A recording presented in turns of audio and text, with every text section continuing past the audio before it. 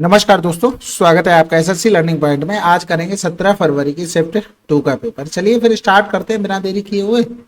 आशा है कि आप रिवीजन कर रहे होगे साथ साथ और करते रहें। अगर भानु शहर ए से शहर बी तक यात्रा करता है। यदि भानु अपनी कार को अपनी सामान्य चाल की 3/7 चाल पर चलाता है तो वह शहर बी तक 28 मिनट देरी से पहुंचता है। यदि भानु अपनी कार सामान्य चाल से चलाता है तो शहर ए से शहर बी तक यात्रा करने में उसे कितना समय लगता है। तो देखो डिस्टेंस कांस्टेंट है, ए से बी तक ही जाना है। पहले स्पीड 7 थी तो 3/7 से जा रहा है यानी कि 3 से। जब डिस्टेंस कांस्टेंट तो स्पीड का जस्ट अपोजिट टाइम का रेशियो। हमारे हिसाब से कितना आ रहा है 4। क्वेश्चन में 28 मिनट। ओरिजिनल स्पीड ये है तो ओरिजिनल टाइम भी ये होगा, तो 21 आ जाएगा आंसर। अगला सवाल करते हैं भाई। ये तो आसान है, बहुत तसल्ली से करने होते हैं ये। 7 से 5 गया तो 2 हो गया, 2 दूनी 4, 5 चौकू 20 हो गया, यानी कि ये पूरा टर्म चला गया 0 में। इधर करेंगे 4 चौकू 16, तो 9 से 6 गया 3, यानी कि 53 आंसर। अगला सवाल कह रहा है कि साबुन कंपनी 2 प्रकार के साबुन बनाती है जिनका भार क्रमशः इतना इतना है। यदि कंपनी में पहले प्रकार के 200 साबुन और दूसरे प्रकार के 300 साबुन का उत्पादन किया जाता है तो साबुन की भारत औसत भार बताइए, यानी कुल मिलाकर एवरेज। तो ऐसे कर लो भाई, 2 500 और 3 650। या तो डायरेक्ट गुणा कर लो या तो आप उसे क्या नाम डिविजन मेथड से कर लो। तो डायरेक्ट गुणा करेंगे, 5 दूनी 10। आसान हो तो डायरेक्ट कर लिया करो। 3 पंजे 15, 3 छक 18, 1 19, बटे में कितना हो गया 3 2 5 हो गया। तो जोड़ेंगे इनको तो 2950 अपॉन में 5 हो गया, 55 25 हो गया, 5 9 45, यानी कि 590। अगला सवाल, प्रवीण के पास इतने रुपए। भाई आसान सवाल, 15 से 16 1 का डिफरेंस। 4% का मतलब हो गया 1/25, यानी कि 25 से 26। अब डिफरेंस 1 का है तो इसकी पावर 1 रहेगी। अगर 2 डिफरेंस होता समय में तो 2 पावर रहती। तो टोटल 51, 51 बराबर में 12 24। हमसे पूछा गया प्रवीण ने शान को कितनी राशि दी, यानी कि यहाँ पर शान सेकंड नंबर पे टाइम 16 है, यानी कि 15 से ज्यादा है। ज्यादा टाइम मिला तो राशि कम लगानी पड़ेगी। 25 बराबर हमें निकालना था, तो 12 24 बटे में 51 घोड़े में 25। तो यहाँ पर 17 तिया 51, 17 सत्ते 119 34 हो गया, और 24 तिया 72, 24 पंजे 24 दूनी 48, यानी कि 600। अगला सवाल कह रहा था एक्स के स्थान पर आएगा। इस तरीके से कभी लिखा हो ना तो दूर दूर वाले से मोहब्बत, पास पास वाले से मोहब्बत, यानी कि 0.3 इंटू में एक्स इंटू 4.8 इंटू में 0.2। तो 8 दूनी 16 हो गया, 3 दूनी 6, 2 ऑप्शन में मिला तो कर लेते हैं भाई थोड़ी मेहनत। इधर करेंगे तो ये हो गया 16 3 48, 16 दूनी 32, यानी कि 3.2। अगला सवाल, पेट्रोल की कीमत में 50% की वृद्धि, इसकी खपत में कितने परसेंट की कमी कर दी जाए कि इस पर होने वाले व्यय में केवल 41% की वृद्धि हो। हमने आपको बताया था कीमत और उसकी खपत यानी कंजप्शन दूसरे एक दूसरे पे डिपेंडेंट होते हैं, तो डायरेक्ट जो चेंज होगा वो दोनों में होगा। 150 था लेकिन वो 141 ही चाहता था। कितने की कमी करनी पड़ी, 9 की। किसमें, 150 पे। घोड़े में 100। तो 5 तिया 15 हो गया, 5 दूनी 10 हो गया। तो 0 से 0, 3 त्रिका 9, 6% आंसर। अगला सवाल करते हैं भाई। शिवम के 2 पोते रूपेश और मंदार, 12 वर्षीय रूपेश, यानी कि रूपेश और मंदार, ये 12 वर्षीय, ये 13 वर्षीय। 23 वर्ष बाद इनको कुछ राशि मिल रही है, वो भी समान राशि मिल रही है। यहां से देखो इनको कितना टाइम मिला, 11 साल, इनको 10 साल, यानी कि इनको टाइम ज्यादा, तो भैया राशि कम। अब इसको 11 से कम टाइम मिला, यानी कि टाइम कम, तो राशि ज्यादा। तो इस तरीके का फंडा चलता है नॉर्मल। अब टाइम में डिफरेंस देखो, 12 और 13 में डिफरेंस 1 का आ रहा ना, यानी कि गैप 1 वर्ष का चल रहा होगा। तो हमारे रेट निकालेंगे 8% का मतलब 4 दूनी 8, 4 दूनी 8, 4 पंजे 20, यानी कि 25 से 27। डिफरेंस टाइम में 1 का था तो पावर 1, 2 का होता तो पावर में 2 हो जाती। तो इधर 7 2 9 हो गया, 2 2 4 हो गया, सॉरी 7 5 12, यानी कि 52 आ गया। तो 52 का मान 24700। हमसे पूछा गया शिवम ने शुरुआत में मंदार को टाइम कम राशि ज्यादा, राशि ज्यादा का मतलब 27 का मान हमें निकालना है, यानी कि 27 बराबर 24700 अपॉन में 52 इंटू में 27। अब देखो 52 में 9 तो आ नहीं रहा है, 27 में 9 है, इसका मतलब 9 का मल्टीपल मिलना चाहिए। तो इधर देखेंगे 7 2 9 हो गया, 5 3 8, 9 का मल्टीपल नहीं है, 6 3 9 हो गया, 5 1 6 हटा दो, इधर 8 1 9 हो गया, 7 5 12 1 13 हटा दो, 8 1 9 5 4 9। आंसर पूरा करना नहीं, अगर मान लो मिल जाता तो फिर करना ही पड़ता, उसके लिए कुछ कर नहीं सकते। ठीक है, 150 कुर्सियां बेची, 90 कुर्सियों के विक्रय मूल्य के बराबर लाभ हुआ। भाई सिंपल सवाल है, सेलिंग प्राइस कॉस्ट प्राइस हम बराबर लिख सकते हैं, लेकिन ऐसा नहीं है। 150 बेचने पर 90 का उसे सेलिंग प्राइस के बराबर प्रॉफिट हो गया, ये तब बराबर होगा। तो इधर आ जाएगा, तो ये हो जाएगा 60 एसपी 150 सीपी, यानी कि 15 एकम 15, 15 चौकू 60 हो गया SP upon CP.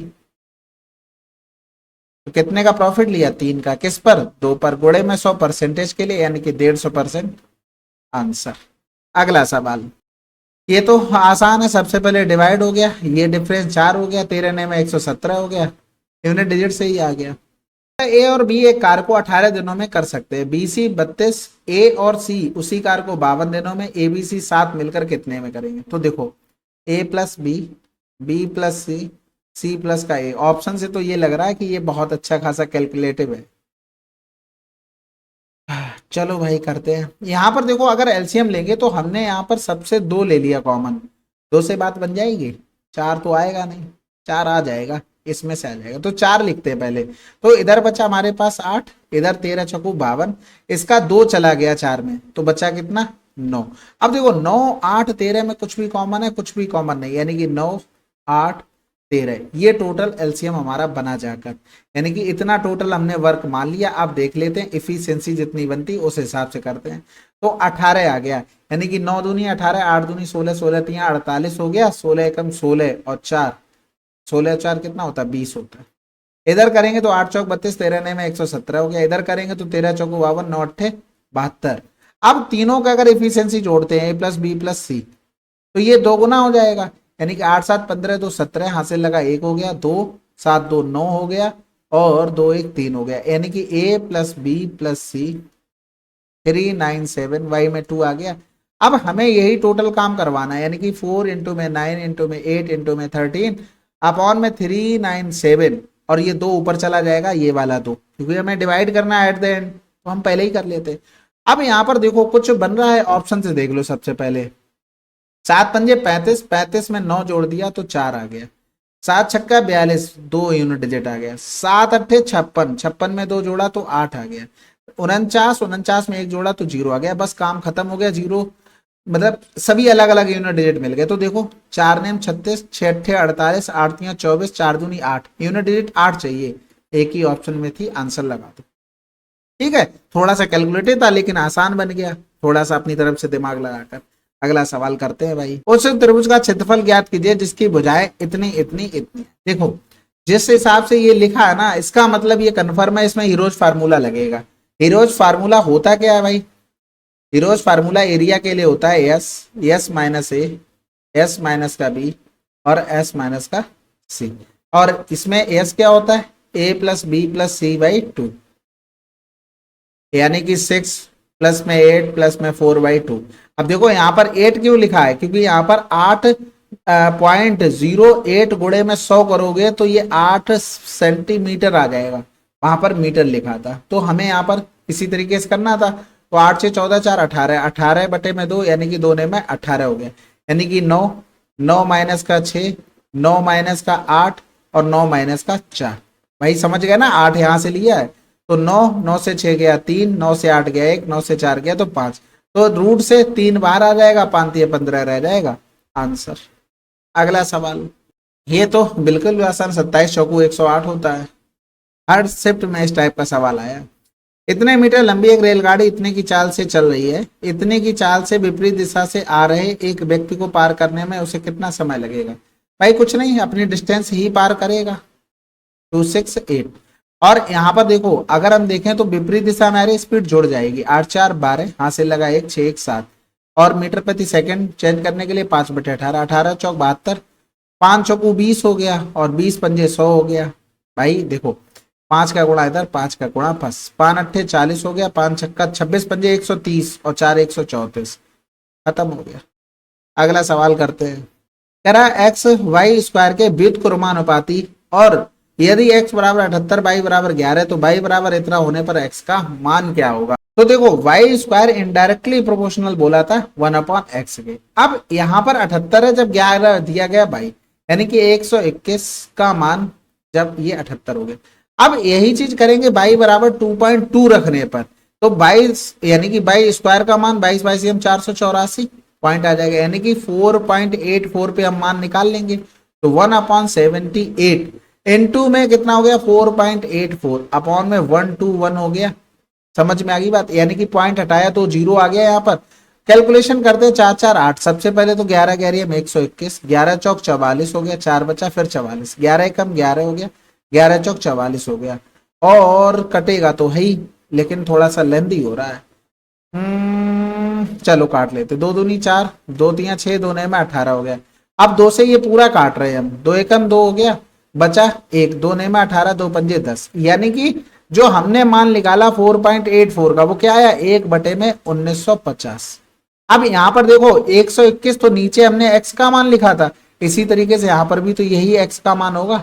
Answer direct आपको करना था। अगला सवाल, दिए गए विकल्पों में से योजना में सबसे अधिक छूट प्रदान होती है। तो देखो सबसे अधिक छूट 5% की 2 क्रमिक, तो 5 + 5 5 गुणे में 5/100। आपको पता ना एकल छूट का फार्मूला a + b - का ab अपॉन में 100 होता है। तो 5 5 10 हो गया, इधर करेंगे 10% की 2 छूट, ठीक है, इधर करेंगे 8% की 2 छूट, इधर करेंगे 8 + क्या 11 माइनस का 8 गुणे में 11/100। तो सब में देखेंगे तो 5 5 10 10 माइनस का 0.25 हो गया, इधर करेंगे तो 20 20 माइनस का 1 हो गया, यानी कि 19% आ गया। तो ये तो बात कंफर्म है, ये वाला तो कैंसिल क्योंकि अभी छूट इसमें ज्यादा है। इधर 16 में से कुछ ना कुछ तो घटाना पड़ेगा, तो अभी भी 19 ज्यादा है। इसमें 11 और 19 19 में से कुछ ना कुछ तो घटाना पड़ेगा, तो अभी भी यही ज्यादा है। तो आंसर लगा दो। आपको सिर्फ ऑब्जर्वेशन करनी, पूरी नहीं करना था। ये सवाल ये तो फिक्स पैटर्न का, इसको इतनी बार कर चुके हैं कि 4000 एक्स्ट्रा इन्वेस्ट किया 5 साल के लिए R% रेट पर, तभी उसको जो एक्स्ट्रा इन्वेस्ट किया उसी एक्स्ट्रा की वजह से इतना ब्याज एक्स्ट्रा मिल गया। 4 पंजे 20 18 कहीं लिखा होगा 1.8 खत्म। अगर यही 18 ऐसे लिखा होता 1.8 180 तो पूरा करना पड़ता, लेकिन एक ही जगह 18 था तो डायरेक्ट कर लिया। अगला सवाल, एक व्यक्ति किसी वस्तु को इतने में बेचता है, उसे इतने % लाभ प्राप्त होता है। वस्तु का क्रय मूल्य, देखो 100 की चीज 109.5 में बेचेगा तभी उसको लाभ प्राप्त होगा, तो इसका मान 219 दिया गया था हमसे। एक वस्तु का क्रय मूल्य यानी कि 100 बराबर पूछा गया, तो 219 1095 इंटू में 123 हो गया। तो इधर 5 दूनी 10 हो गया, और 5 एकम 5 5 ने 45, 5 दूनी 10 हो गया, यानी कि ये कितना रहा 200। अगला सवाल, दो संख्याओं को एलसीएम एचसीएफ दिया गया था, एक संख्या इतनी है दूसरी संख्या बतानी, तो 5 7 35 20 आंसर। आपको पता ना एलसीएम इंटू में एचसीएफ, फर्स्ट नंबर इंटू में सेकंड नंबर, तो 140 गुणे में 5 35 गुणे में 100, तो ये डायरेक्ट करना था 5 7 35 7 दूनी 14। अगला सवाल आप करते हैं भाई। 21 संख्याओं का औसत 74 है, प्रथम 11 संख्याओं का औसत इतना है, अंतिम 11 संख्याओं का औसत इतना है। यदि 10वीं संख्या 11वीं संख्या से 5 कम और 10वीं और 11वीं संख्याओं को हटा दिया जाए तो शेष संख्याओं का औसत कितना होगा? तो सबसे पहले तो एक चीज समझो, 21 का 74, प्रथम 11 का 72.8 और कह रहा था अंतिम 11 का 77.2 हो गया। अब तो इसमें एक चीज देखो, अगर हम लिए लास्ट वाले 2 पॉइंट जो लिखे भूल जाए, तो हमारे पास जो नंबर निकालेंगे वो कौन सा निकल कर आएगा? भैया एक नंबर है जो हमारे पास 11वां नंबर होगा, वो इन दोनों में कॉमन होगा।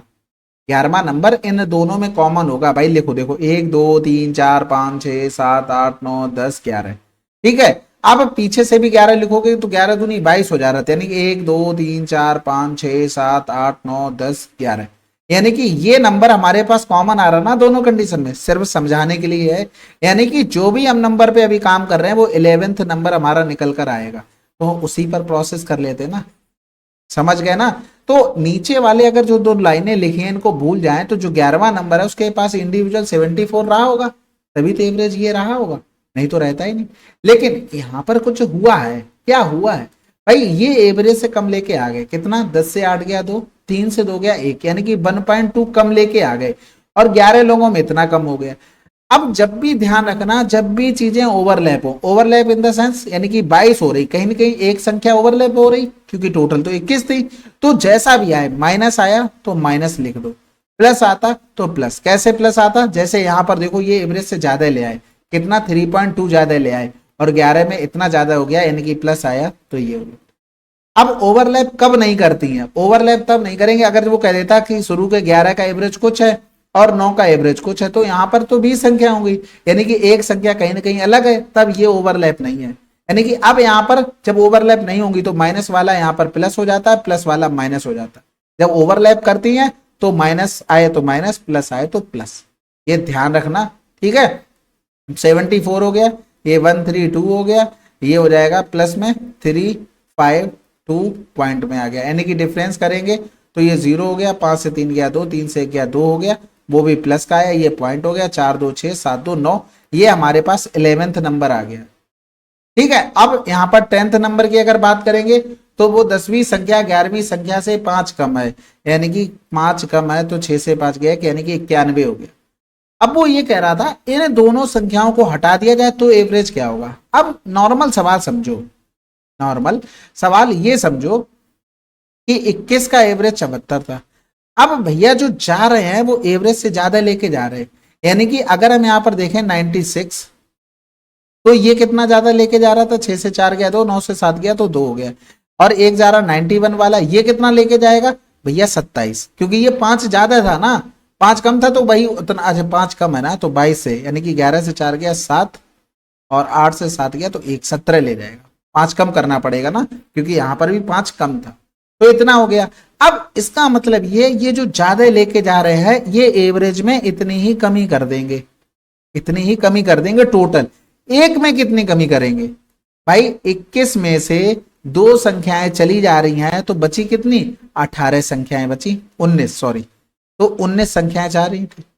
बात समझ में आई? यानी कि 74 माइनस का 7 2 9 2 1 3 हो गया, यहां पर हो गया 19, तो इधर करेंगे 19 दूनी 38 हो गया, एक बचा, पॉइंट लगाया, 0 बढ़ाया, फिर भी नहीं जाएगा, तो पॉइंट के बाद इस तरीके से 0 चलेगा, ठीक है। तो 74 से डायरेक्ट अगर हम 2 घटा देंगे तो 72 हमारे पास आंसर आ जाएगा। अब देखो ये यहां पर राउंड ऑफ नहीं कर सकते, जैसे 2.05 समथिंग आता, अगर यही 2.5 आता तब राउंड ऑफ करके 3 लिख दे, फिर 74 माइनस का 3 करते तो हमारे पास 71 आंसर आता। लेकिन ये पॉइंट के बाद 0 आया तो राउंड ऑफ नहीं कर सकते, क्योंकि पॉइंट के बाद तुरंत या तो 5 हो या 5 से बड़ा हो तभी राउंड ऑफ कर सकते, लेकिन ऐसी पॉसिबिलिटी नहीं थी तो डायरेक्ट आ गया। समझ में आ गई बात? क्वेश्चन अच्छा था, अभी तक जितनी भी शिफ्टों में पूछा गया सबसे अच्छा और सबसे बेस्ट क्वेश्चन ये लगा। अगला सवाल करें, चलो फिर। इसमें देखो भाई 3 चौकू 12 हो गया, 16 4 20 9, यानी कि 11 आंसर। चलिए फिर ये 17 की शिफ्ट 2 कंप्लीट हो गई। जितने भी क्वेश्चन सही हुए उसके साथ डन जरूर लिख देना आप कमेंट बॉक्स में, सजेशन हो तो कमेंट बॉक्स में जरूर लिखना। पढ़ते रहना मन लगा के, जो कुछ भी होता है इधर उधर ध्यान ना दो, पढ़ाई पर फोकस करो, नहीं तो काफी टाइम चला जाता, फिर बाद में लगते ऐसा वो टाइम खराब कर दिया, कर लेते तो बहुत अच्छा होता है। ठीक है, चलो फिर मिलते हैं अगले वीडियो में, तब तक के लिए जय हिंद जय भारत।